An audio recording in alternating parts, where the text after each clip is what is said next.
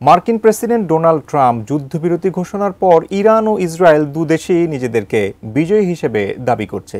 এদিকে ইরানের পরমাণু স্থাপনায় মার্কিন হামলায় তেহরানের পারমাণবিক কর্মসূচি ধ্বংস হয়নি, এমনই তথ্য উঠে এসেছে মার্কিন গোয়েন্দা প্রতিবেদনে। আরও জানাচ্ছেন রায়হান মুন্সি। 12 দিনের সমানে সমানে লড়াইয়ের পর যুদ্ধবিরতি কার্যকর হলেও কিছুটা শঙ্কা ও সংশয় মাথায় নিয়ে বিজয় উদযাপন করছে ইরান।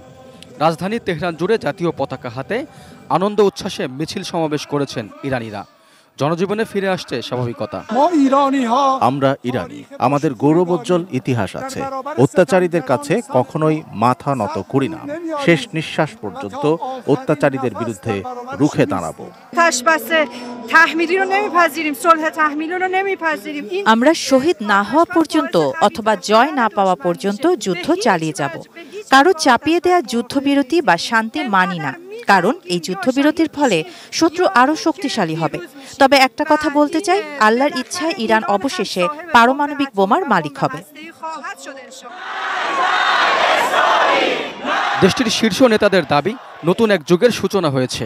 এই যুদ্ধবিরতি প্রমাণ করে ইরান কেবল আঞ্চলিক নয়, বৈশ্বিক পরাশক্তি হিসেবেও নিজেদের অবস্থান পাকাপোক্ত করেছে।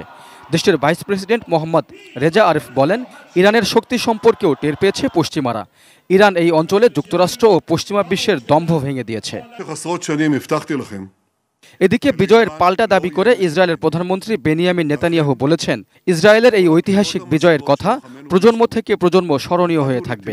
একই সঙ্গে ইরান আবারও তাদের পারমাণবিক কর্মসূচি শুরু করলে ইসরায়েল তা আবারও ধ্বংস করে দেবে বলে হুঁশিয়ারি দেন নেতানিয়াহু।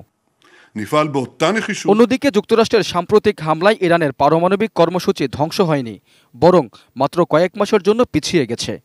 এমনই তথ্য উঠে এসেছে মার্কিন গোয়েন্দা প্রতিবেদনে।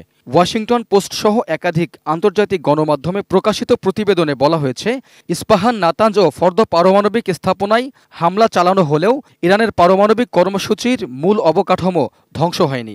এমনকি তেহরানের ইউরেনিয়াম মজুদেও কোনো প্রভাব পড়েনি। তবে এই গোয়েন্দা প্রতিবেদন পুরোপুরি ভুল বলে তা প্রত্যাখ্যান করেছে white house. Raihan Munshi, desk report, ATN news.